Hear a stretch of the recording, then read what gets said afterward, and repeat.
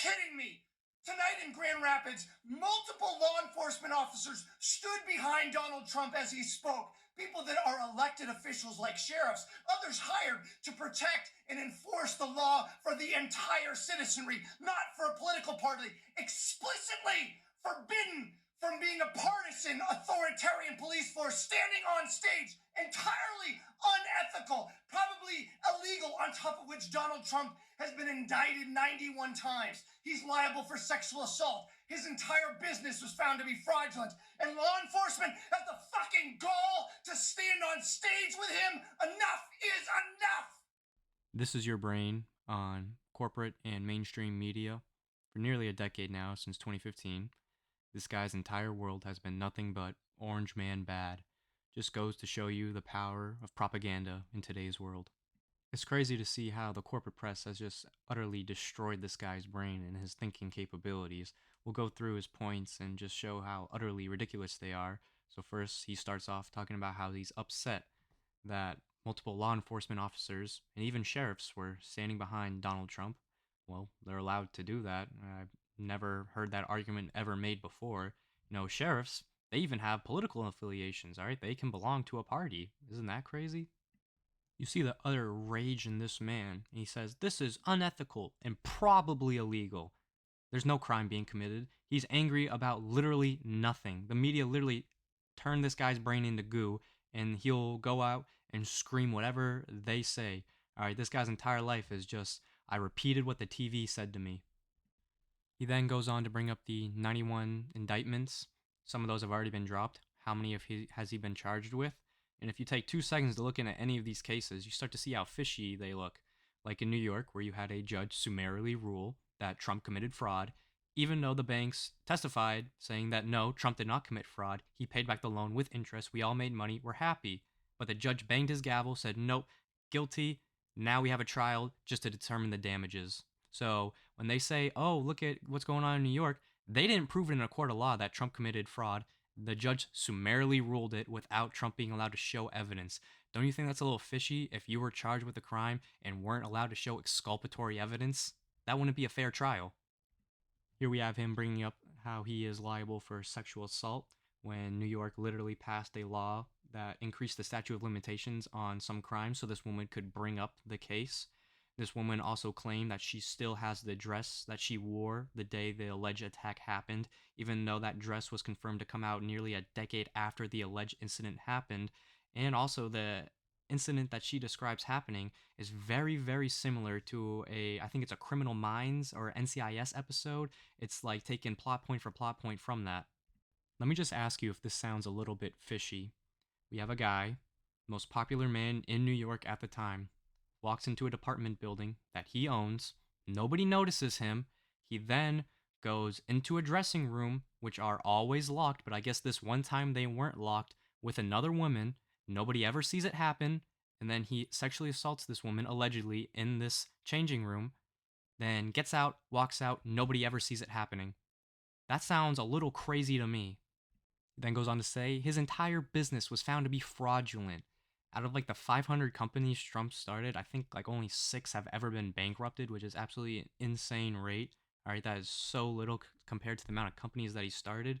And no, it wasn't found to be fraudulent. A judge summarily ruled without a trial that it was. And we'll see how that is easily overturned in the appellate courts. And if it's not, it'll eventually go to the Supreme Court, will be overturned, just like with every other case that is eventually brought up to the Supreme Court about Trump, because it's all bogus. All right, once you start to see the bogusness of these New York cases, then you start to see the BS of the Georgia cases, they all start to fall apart. It's absolutely crazy to see how the media has propagandized normal everyday people. All right, you will have people have completely normal conversations with them, and as soon as the word Trump is brought up, their brains just flip. It's like a switch goes off, and they just devolve into this utter madness. These kind of people hate Donald Trump with everything in their heart, yet they can't articulate the reason why. If I say I hate someone, all right, I'm going to have very specific reasons on why I don't like that person, all right? But when you ask these people, why do you hate Trump? They will either just go, oh, I can't do this. Oh, what? You like him, you must be racist, or all whatever talking point they're going to say. Or they'll bring up a lie like, oh, he called all Mexicans rapists. No, that was a lie. Oh, he made fun of a disabled reporter. Nope, that was a lie. He did a Muslim ban. Nope, that was a lie. He colluded with Russia. Nope, that was a lie. His tax cuts only helped the super rich. No, something like 80% of Americans got benefits from that enjoyed that tax cut plan. The Ukraine phone call, he was trying to find dirt on his political opponents. No, Joe Biden was on stage, on camera, talking about how he wouldn't give Ukraine $1 billion in aid if they didn't fire the prosecutor looking into the business that his son had a board seat at. The irony of these people screaming about how Trump is a tyrant while they try to take his property without a trial. And just think that the legal precedent that this sets in New York is absolutely damning for the rest of us, all right? Whatever they do to Trump, they can do to you 100 times harder because you don't have the resources to fight back. I always tell people this didn't start with Trump and it doesn't end with Trump, all right? We saw in 2012 Mitt Romney, the most Boy Scout milk toast Republican you could ever see. It's just funny to see how he's changed over the years. And they were saying that, oh, he hasn't paid his taxes in 4+ years. All right, they try to accuse him of rape, and he was literally the most Boy Scout type of person that you could ever see. All right, so it didn't start with Trump. Whoever comes up in this Republican side, all right, they will attack relentlessly. Whoever is next after Trump, they will continue to do the exact same thing. Oh, he's Hitler. He's worse than Hitler, and all these things. And I would just like to clarify that no, Trump is not perfect, all right? But he's the best we've had in my lifetime. Let's just go through from George Bush, Barack Obama, Donald Trump, Joe Biden. George Bush, Barack Obama, war criminals. Joe Biden, a blatantly corrupt, senile old man. What did Trump do that was worse than them? Are you telling me that he said mean things? So he's worse than a war criminal? So a war criminal can come up, say nice things, but then kill tens of thousands of civilians in drone strikes, and you'll be perfectly fine with it? You got to be absolutely insane to believe that. All right, Trump was bringing peace to the Middle East. He was ending these endless wars. All right, trying to bring our troops home, trying to secure our border and bring manufacturing back. That is the most any president has done for American people in my lifetime. And yet they crucify him over it because he doesn't want to keep blowing up kids overseas. They claim that he is this radical person, yet most of his policies are 90s Democrat policies. They're New York Democrat policies. What is so extreme about securing the border, bringing back manufacturing, and stopping endless wars? All right, if we look to the other side, I think they're way, way, way, way, way more extreme than any position Trump holds. What is the most radical position Trump holds? You could probably say in 2024 that it's the mass deportations of migrants who have illegally entered the country, so following laws that are already on the board. Let's look at some of the radical policies from the Democrat side.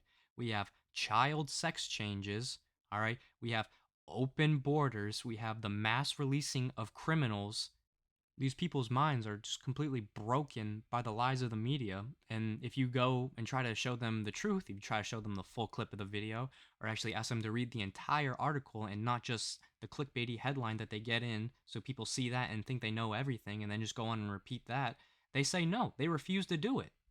Trump has been in the public spotlight for much longer than I have even been alive for, and I feel like he's been widely loved up until the moment he decided to run for president. Everybody loved Donald Trump. He was this figure to aspire to be, this billionaire that you would want to be. He was in rap songs, he was in TV shows, movies. Everybody loved him, but then the exact moment he decided to go up against the military industrial complex and the corporate media, they absolutely flipped the script and they got people to start hating on him through lies.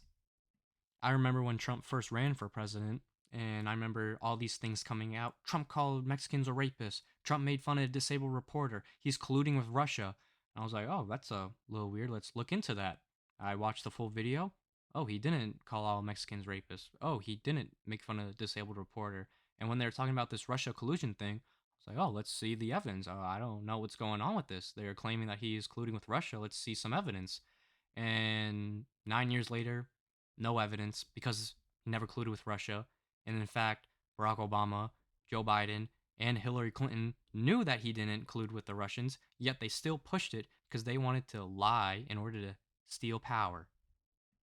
When that presidential election cycle first started, Trump wasn't the first candidate I liked. He wasn't the one I picked. I liked Ben Carson at first, but then I got into this game of stop making me defend Trump from all these media lies. All right, people around me, the TV, would just scream all these lies. I'd be like, no, that's not actually true. Just look into it. Stop making me defend this dude. I'm not purposely trying to, but you're just blatantly lying about him. And so that's when I started to be like, why are they lying about this guy? Let's look into more of his policies. And I really agreed with them. Stop these endless wars, bring back manufacturing, and secure the border. I have to pound that home because those are the most important things to American citizens, especially Gen Zers today. How am I supposed to afford to start a family and buy a house when we're letting millions of criminal aliens enter the country and give them insane benefits? All right? They are stealing the future that Americans should inherit. Let me know what you guys think. Do you agree with me? Disagree with me? Let me know. Don't forget to like, comment, and subscribe. Thank you for watching.